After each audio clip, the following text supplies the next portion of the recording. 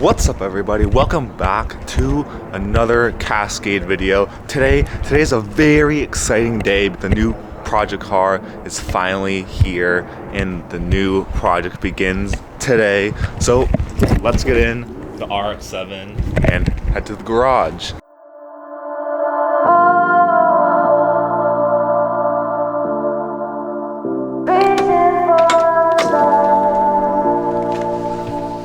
All right, about a 3-week cold start. Enjoy.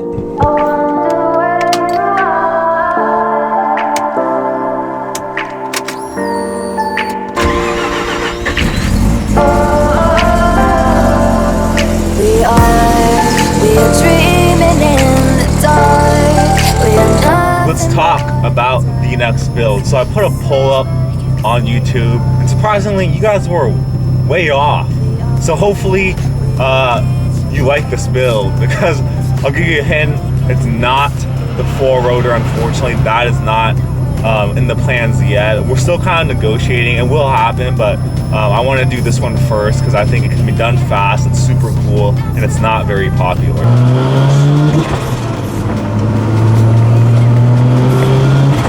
Okay, so we just arrived at the garage, but before I show you guys the car, I think I gotta ease you into it a little bit, because some of you might look at it and be like, ugh. So let's talk really quick. Most of you guys are probably here for this car right here, right? It was very difficult to kind of up that, or at least match that, in terms of like, no one's done it before, and it like kind of matches the whole wide body performance looking stance. At the end of the day, guys, this guy needs a German brother or sister. Oop, you can see the car peeking out right over there. And I think when this car is completely done, it will be as cool as the wide body VW pickup. So without further ado, guys, let's introduce the next build and welcome him or her. Well, I don't know whatever you guys call cars. And yeah, let's go.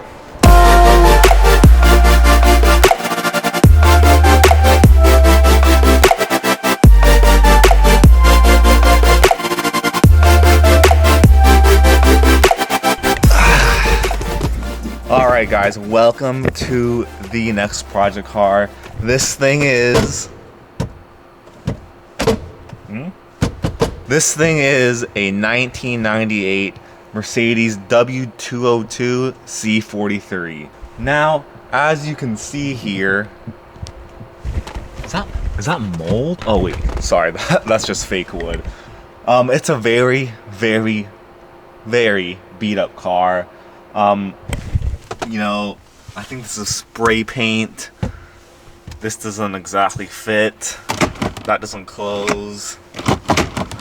But, and obviously the seats are in very bad condition.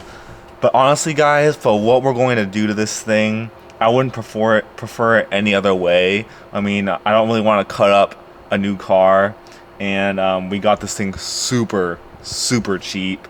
And hey, that car right there didn't start as a very clean car either. So, you know, this build is going to be learning a lot from that car, a lot of mistakes we made. And speaking one of which is, the VW is not a fun car to drive, guys. I know it looks super cool, but at the end of the day, it's still a very old 1970s car. And it drives, even though it has airbags and big tires, still very similar to a 1970s or 60s VW bus. So I wanted to get something that was like, it's gonna look badass on the outside, but on the inside, you're gonna get heated and cooled seats. We'll talk about this soon, but this automatic transmission is gonna go, you know, your power windows, power mirrors, and that's not a push start, but you know what I mean. It's more of a modern car. And the best part, guys, let's talk about it. One of the main selling points of this car was the engine. So what we have here is a 4.3 liter AMG V8, baby. That's right, V8. We have so many boosted cars on this in our collection besides the bus that we said, hey, you know what? We want something with a lot of low-end linear power all the way to mid and high end, and what perfect option than a V8, right? And it's still German. And yeah, let's give you guys a cold start.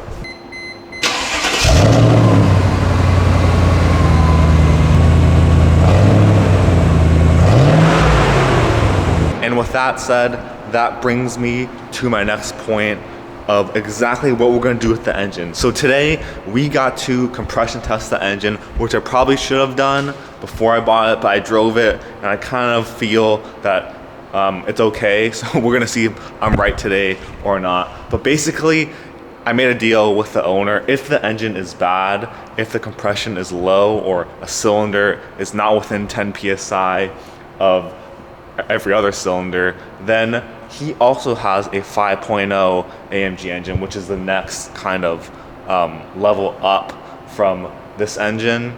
And if we change to the 5.0 engine, we are more than likely going to put 2 turbochargers on it, because the 5.0 engine has a lower compression ratio and can handle boost better than this thing. And basically, if this is still good compression, basically 160 to 190 PSI within 10 PSI of each cylinder, then we're probably just gonna keep that engine in here and then go NA for the time being. But what do you guys think we should do? Do you think it would be cool to put 2 big turbos or a single turbo in this thing? Or is it cool when brighter, just leave it NA? Now, some of you might be saying, that's cool and all, man, but at the end of the day, this car still looks on the outside like something your great grandpa would drive. Guys, we're not gonna leave it like this, of course. Pretty much the entire exterior, almost every single panel will be changed. And that, guys, is the very exciting part. So we are going to do the world's first carbon exposed W202 DTM body kit. For those of you that do not know what that car is, it is this famous race car right here that did very well in DTM in the 90s. So basically, we're gonna have this super aggressive exterior with a racing kit, and very, you know, comfortable interior where you can stick 4 people very comfortably. And guys, of course, we're not just gonna copy exactly the DTM. We're gonna put our own little Cascade twist on it, make it look a little bit more modern. I think that's a lot of information for you guys to process. So some questions I have for you. Basically, obviously this car will be repainted a different color. I do not like black. And hint, you know, exposed carbon. I want the, you know, the contrast between a brighter color. So I know a common thing for AMG Mercedes is black and silver. So do we go with silver and stick with like more traditional AMG roots, or do we go with, I don't know. I'm just saying, guys.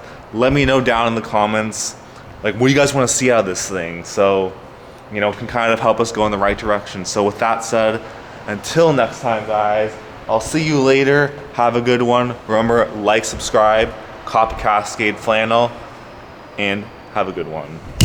Oh, man. I knew this car was too good to be true, guys. Take a look.